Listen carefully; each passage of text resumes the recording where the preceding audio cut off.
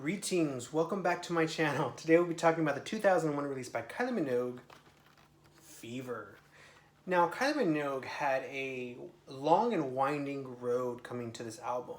After the initial success of her late 80s albums, she got a little bit more creative control with Rhythm of Love and Let's Get To It, and those did well, but there was definitely a decline in sales. And she re-signed with Deconstruction Records in 1994 and released two albums. The first one did moderately well, that was her self-titled album. And then in 1997 she released Impossible Princess, which was the first time that the singer experimented with things such as rock, electronica, trip-hop, and world music. And it really flopped hard. The singles didn't chart very well, some didn't chart at all, and the albums underperformed.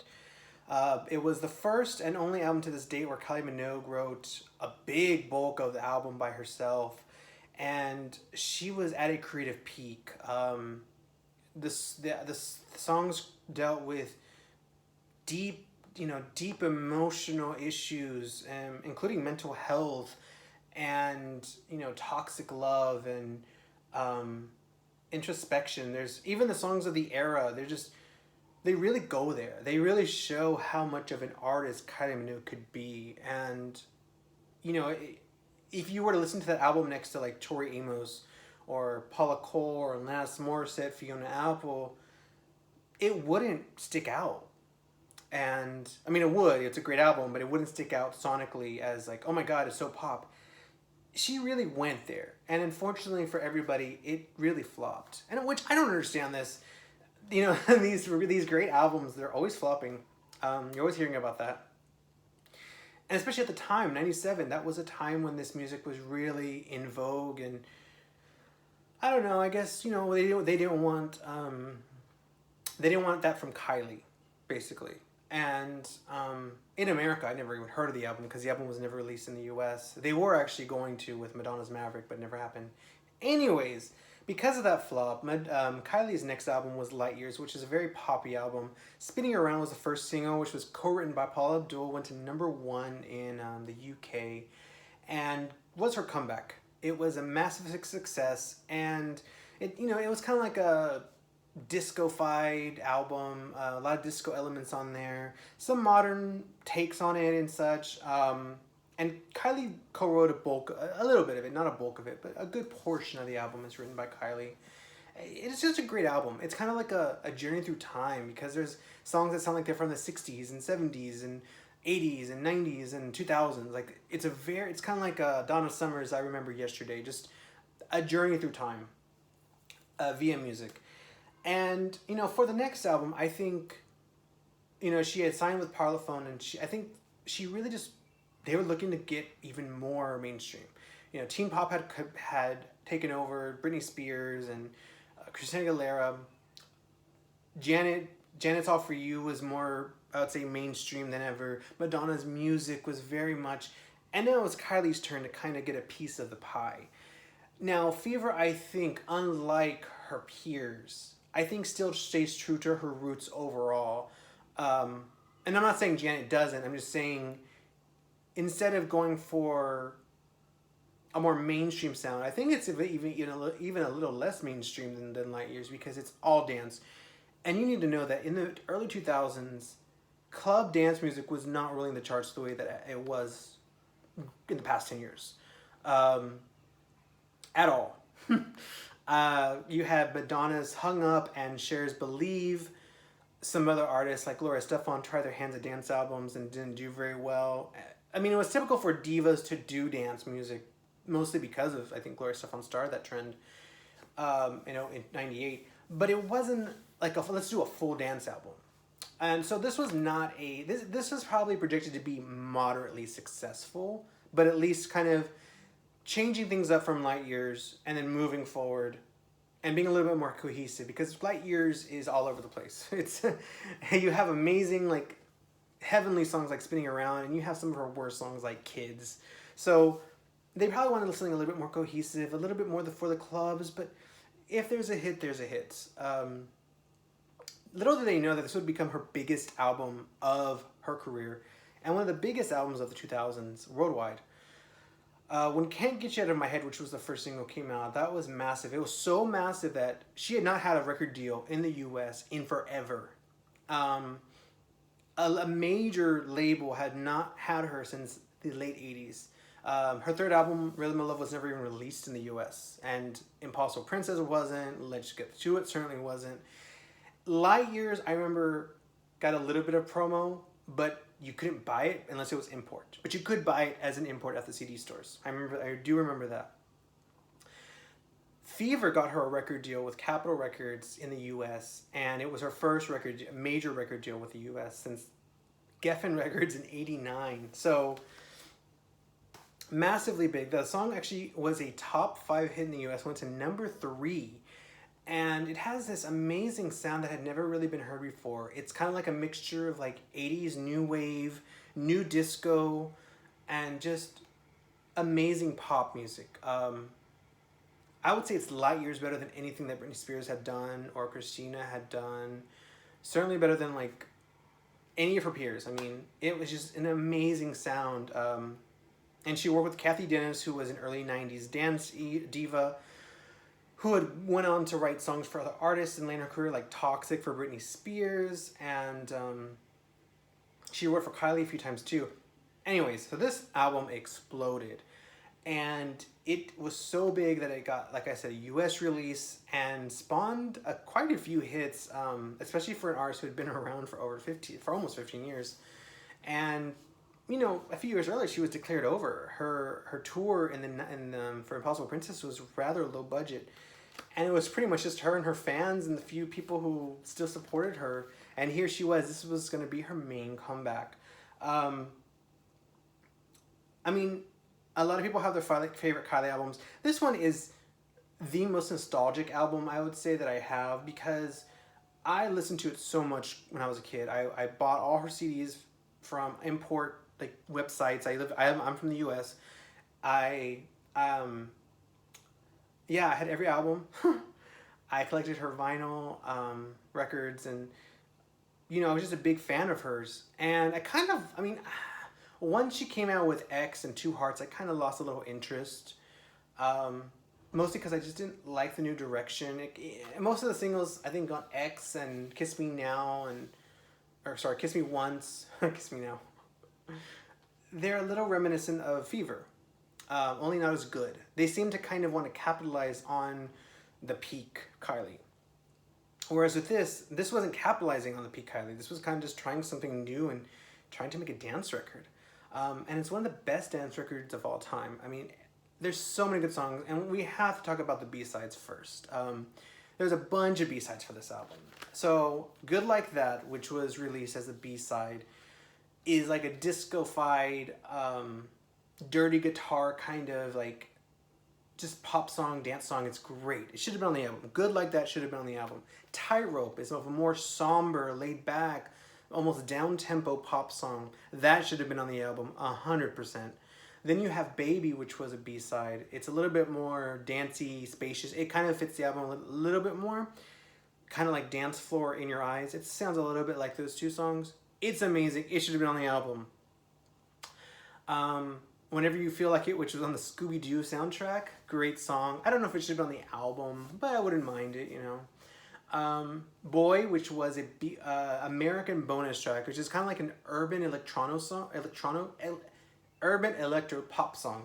That one's good too. Again, not the best. And there's an unreleased song from the project called No Better Love, which was leaked around the time of the album. Wow, such a great song. Should have been on the album. And I say that with such conviction because there are a few songs on the album that I really could have gone without. But we'll get to that. It's a great album. We're going to go through song by song. Yeah, but this album really changed Kylie. Kylie went from a successful pop star to an international icon. And she still is to this day. She can tour the US now and sell out. She could have never done that before. So for Kylie to do that at this stage in her career, that's a pretty big deal. And the album, I think, is very justified in having that success. It's a great album. I mean, an album like this could have easily flown under the rug, but I think it was the right time, and they really did put promotion into the album, especially in the US. And I hate to say it, but once you get US fame, it can really open doors for the rest of like your career. Whereas like European and Australian, that's like, amazing. That their markets are amazing, but they are quite smaller than the U.S. markets. So either way, let's go. Let's go over the songs. We have more, which opens it. I heard a rumor Kylie didn't like this song, and I'm surprised because it's a really great song. It's very bouncy and bubbly, very disco house, but modern. I love it. I think it's one of her best songs, and it's just fun. It's sexy. It's sly. Um, it's a very Kylie song. It's one of her best songs actually, and I love it. I think it's a great opening song. Great production. Just so much fun. So much fun of a song. I love it. I remember being a kid and hearing it and just like, wow, this is Kylie. I was just so excited. So next song is Love at First Sight. Now, this was the album's... Okay, so in the US, it was her second single, but worldwide, it was her third single. Love at First Sight has, like, that Daft Punk Mojo. So there's a group called Mojo from I think, France, and Daft Punk, both from France. And it's like this, like, neo-disco, but much more polished and pop than the aforementioned. It's a great song. It was remixed for the US, although I don't know why. The original is the one that people remember and they love it. It's a lot of fun. It's very free. The lyrics are a little amateurish. I mean, it's about love at first sight. So I guess it's actually her second song about being love at first sight. The first one was her debut had a song called Love at First Sight, which is much worse. It's not a good song at all. But this song is actually pretty good. Great single. A lot of people remember this as one of her classics. Definitely has a lot of energy and definitely a great second track because the first song is very disco, but more on the bass line. This one's more disco in the guitar. So it's just, you're exploring all the sides of this sound while being cohesive. So I applaud that a lot. Next song is Can't Get You Out of My Head, which was the massive, big single that just took her to worldwide fame again. Bigger than Locomotion. It was just a massive hit. It really made her super successful in the US. I have no idea how to say it. Like it made Kylie a thing, a major thing, not just underground where people in the know would know about her, but everybody would know about her. Everybody would buy her CD. Her CD did massively well. They gave it a different cover in the US actually, whereas she's holding like a jewelry across her face. And it's like focusing on her face. This, which I think is much more iconic and much more beautiful of a cover, and it's a little dark in here, was changed and put as the back cover, which I kind of understand. It's kind of suggestive. I actually replicated this pose, so I feel very proud about that. Yeah, so it took her to that spot. And like I said, it's a mixture of like 80s new wave and modern dance music, like 2000s dance and 90s dance, and just, it's everything together. It has a bounciness to it and a pep. It's a very peppy song. Very dark. It's a very dark song actually. Like the chord structure, I mean, it's not disturbing, but it's not a light pop song. It's actually quite dark, and I think it's about obsession. So, she actually has a song called Obsession. I love that song too. From Body Language needs to be on vinyl, by the way. Does anybody agree that Body Language needs to be on vinyl? I don't know. Come on, record company. Body Language, which with the B-sides should be released on vinyl like this year. This is the year to do it. And for the fans, go ahead and take X, and Impossible Princess needs to be on vinyl as well. Anyway, so Can't Get You in My Head was such a massive hit. I think had she stopped with Fever, it would still be like this classic. And she could tour the world without ever having to do another album. It was her Believe. It was her Vogue. It was her... I don't know who I can't think of any other songs. It was just that big. It was so massively successful and really made dance music more popular than it had been. I mean, Madonna's music was big, and Cher's Believe, but I'm talking about like, the new year, just another year just of dance music taking over. And I mean, I wish it would have been bigger. It should have been like a number one for like 8 week song, but you know, number three is good. Number three is good. Now, there's 3 songs in a row that I don't quite love. Number one is Fever, which is number 4 on the album. Now, this song takes it down a lot. It's not a dance song. It's just like a pop song. There's not a lot of flavor to it. It has a dun dun dun dun dun dun dun dun dun dun dun dun dun dun. That's catchy. The chorus is very airy and breathy, and I don't know. It's just not very catchy. It's not very strong. I don't really care for Fever, this song. I mean, I know the album is called Fever, but I would have left the song off. It kind of ruins the flow of the album, to be honest, and that's sad because it's a pretty good album. But you know, I mean, it's just not dancey. It's not weird. It's just there. It's the most pop on the album, and I really just don't care for it. You know, I think that Good Like That should have replaced Fever. Okay. Next song is Give It To Me, which is even worse. Give It To Me is probably one of our worst songs. There's not really a hook.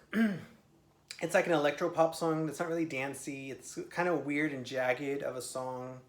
It sounds like a demo. It sounds like a demo they approved. I think Kylie wrote it or co-wrote it, at least. We'll see. I forget who writes what unless you write every single song. It's kind of hard to keep track unless it's like right in front of you. And yeah, this song just doesn't do it for me. I think it's one of her worst songs. I mean, Two Hearts, Kids, and Give It To Me, and Into the Blue, I think her worst songs. Just not a fan. Just not a fan of that kind of sound. Next song is Fragile. Now, Fragile isn't a horrible song. It kind of sounds like a ballad version of Can't Get You Out of My Head. It has that bounciness.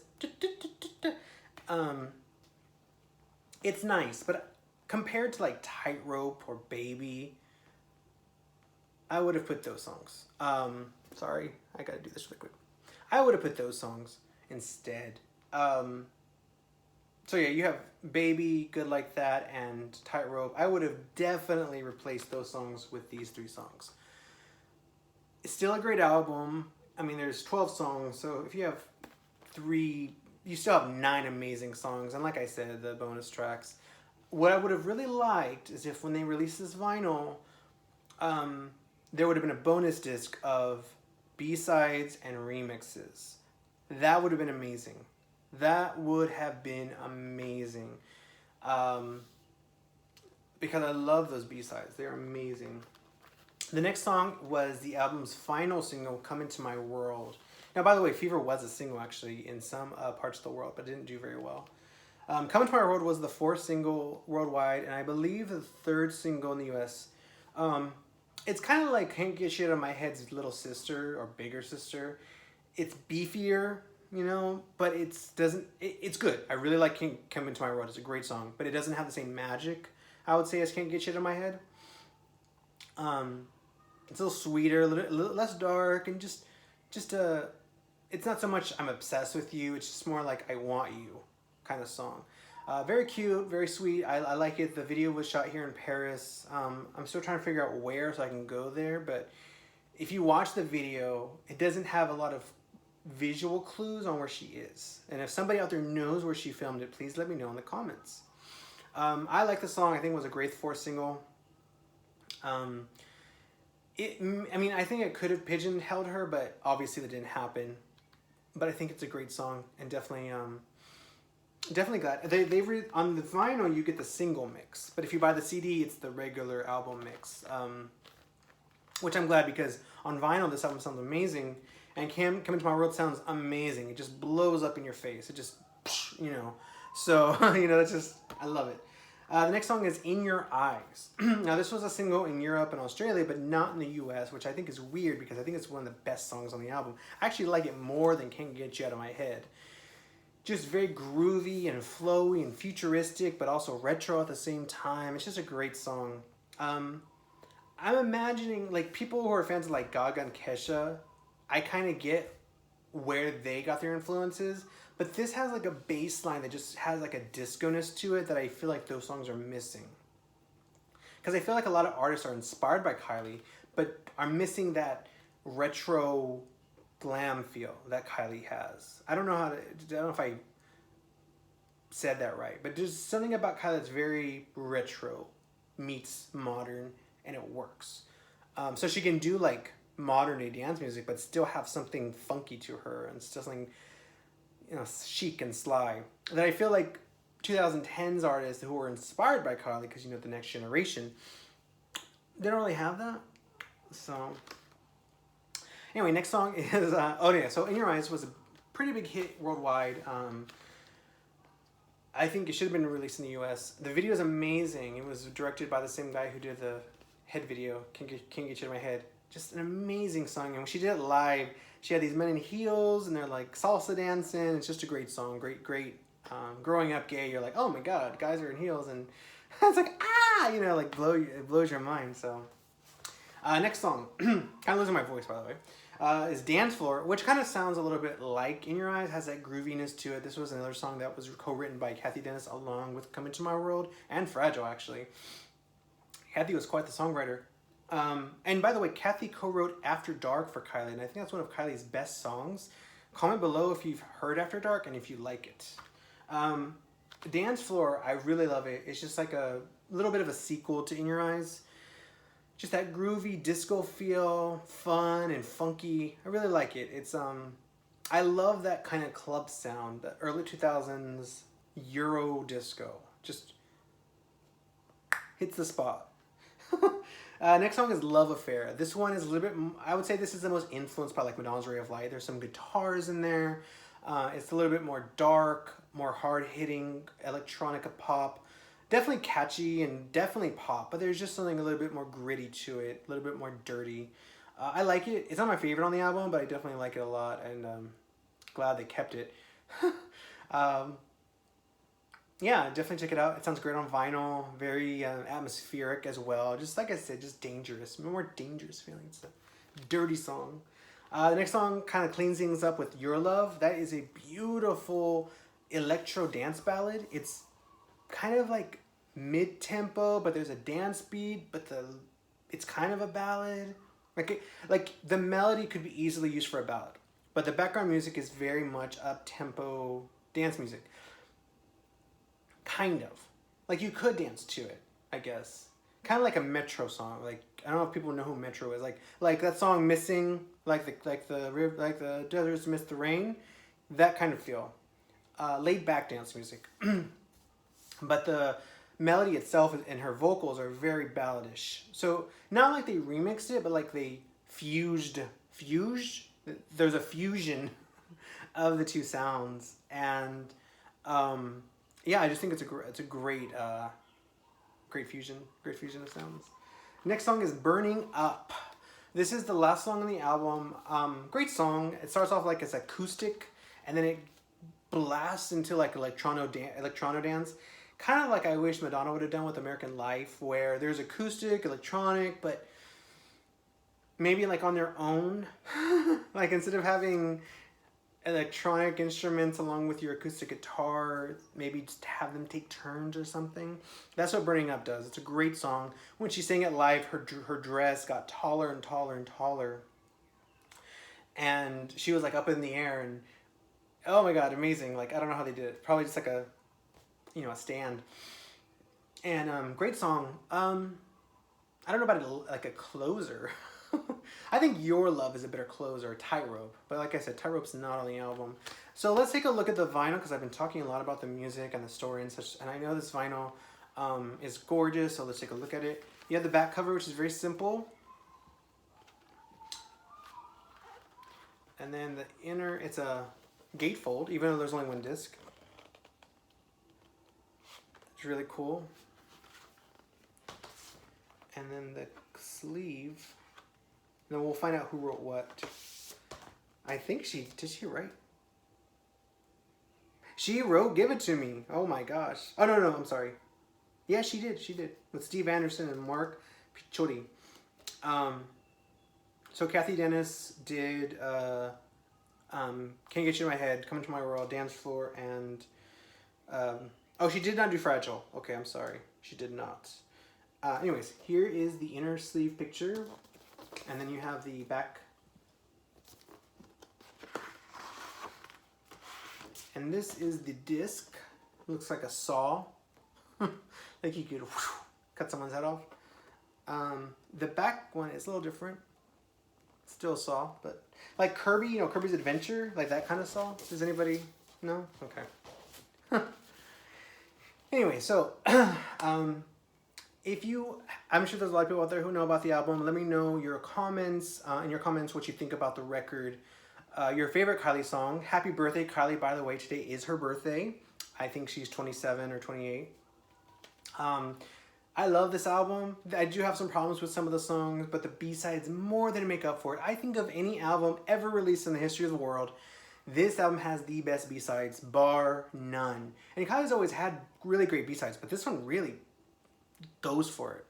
And it's really sad that, you know, this album has 12 tracks. I would have said cut the 3, Fever, Fragile, and Give It To Me. Put Good Like That, Tightrope, and Baby. Baby. Put those songs instead and make the best dance pop album of all time. Now, Dua Lipa just came out with her Future Nostalgia, and it reeks of Fever in the best ways. Dua studied Kylie, was influenced by her. She doesn't copy Kylie, but she reeks of it. She owns, you can tell she owns Fever. And because of that, she probably owns Confessions as well. And Believe by Cher and Spice Girls. She seems to have a great record collection, and she seems to know what she's really doing in terms of just emulating their artists in the best possible way while still having your own voice. So I highly suggest you buy Dua Lipa's new album, Future Nostalgia. I'm not sure why I'm plugging that in this review, because it's influenced by this, basically. And I did a review on that, so please check out that review, Dua Lipa Future Nostalgia, reviewed by Vibeology. Please check that out as well. And like I said, let me know what you think about this album in the comments. Do you have an album that you like more? Do you hate Fever? Because I've heard some people hate Fever. Let me know what you think. Like if you liked the video. Subscribe if you loved it. Again, thank you so much to all the new subscribers. I've seen so many. I started out with 0, obviously. No, I started with 30. As soon as I did it, just 30. So it was great to see the audience build up a little bit. And I'm sorry I've been absent for so long. It's a little bit more difficult to make videos during the whole shutdown. I share an apartment with my husband, and when he's home, it's hard to make because I'm sure he wouldn't mind, but I like privacy. Even though everyone in the world's gonna see it, I still like privacy to film myself. So thank you for your patience for these videos. We'll come out with some more soon. Let me know also which ones you'd like me to review. I can do anything from Eartha Kitt's 80s Euro Disco to Tame Impala's 2015 psychedelic pop album. Occurrence. I have more Janet, Madonna, Kylie, Mariah, Toni Braxton. Oh yeah, Toni Braxton will be next, by the way. Just so, in case anybody wonders, I think Toni Braxton will be next. But yeah, and just let me know what you think about the review and let me know what you think about the B-sides. That is something I'd like to know what my fans and my viewers know, like what they think about is the B-sides. Do you like the B-sides? And what are your favorites and why? All right, well, thank you and have a feverish day. We'll see you soon. And once again, happy birthday, Kylie.